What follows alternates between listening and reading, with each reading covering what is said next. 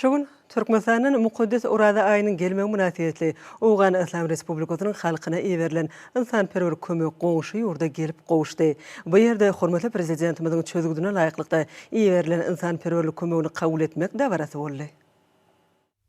Mälim bolşaýaly Türkmenistan hormatly prezidentimiziň ýol başlygyny özüniň beýtaraplyk derejesine esaslanýan hoş niýetli goňşuluk siýasatyny alyp barýar. Oň çäklerini goňşy ýurtlary insanperwerlik kömegi ugradylýar. Munyň özü ýurdumyzyň parahatçylyk we hoş niýetli goňşuçylyk siýasatyna agrarlydygynyň aýdyň suwtnamasydyr.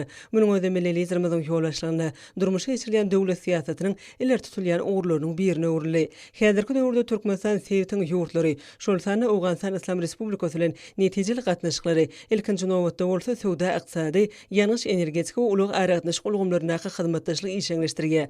Bu bolsa goňşy ýurtlaryň arasyna gatnaşyklaryň durmuş ykdysady düzümüň kämilleşdirme ugruna zerur taýlaryň edilýäniniň nowatda suwtnamasydyr.